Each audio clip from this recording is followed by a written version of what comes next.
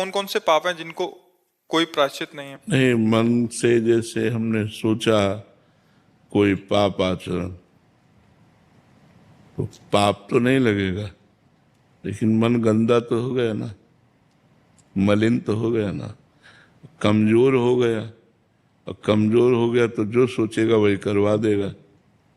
इसलिए कोशिश तो करे मन पापाचरण की बात ही न सोचे, पर कल करे पुनीत प्रतापा, मानस पुण्य होए नहीं पापा।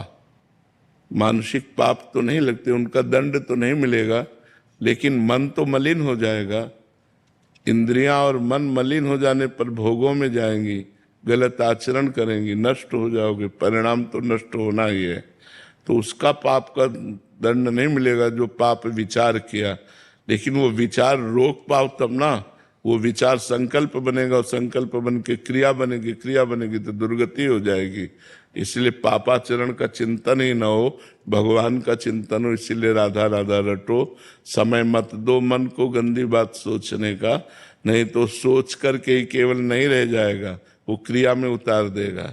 इतनी सामर्थ्य तुम में नहीं है कि वो सोच ही केवल बनी और नष्ट हो गई, ऐसा नहीं है। भजन करने वालों की सोच बनी और नष्ट हो गई।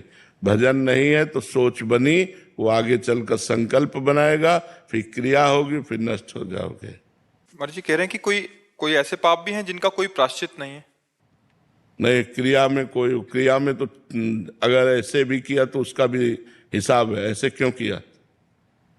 जैसी थनिवंश नरक गति दुर्भर, यम द्वारे कटियत नख छीके, छीक दिया तो उसका भी हिसाब है।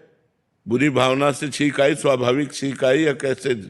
हर एक क्रिया का परिणाम है, ऐसा नहीं है। हर एक क्रिया का परिणाम, ऐसे कोई पाप नहीं कि तुम पाप करो उनका कोई फल नहीं है, ऐसा नहीं है। उसका कोई प्रायश्चित करना हो तो? हाँ, प्रायश्चित है ऋषियों ने। अगर रोग है तो डॉक्टर है ना, दवा है ना। तो ऐसे अगर पाप है तो उसका प्रायश्चित भी है। पर पाप किया और प्रायश्चित कर लिया, और पाप किया फिर प्रायश्चित कर लिया, तो प्रायश्चित फेल हो जाएगा, आपको भोगना पड़ेगा दंड।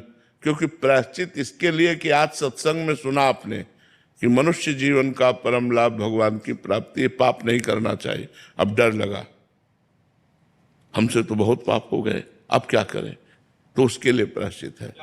नाम संकीर्तन करो, भगवान की कथा सुनो, दूसरों को परोपकार करो, गंगा यमुना आदि पवित्र नदियों का अवगाहन करो, तीर्थों में जाके मंत्रानुष्ठान करो, नाम कीर्तन करो। इनके द्वारा पाप नष्ट हो जाते हैं।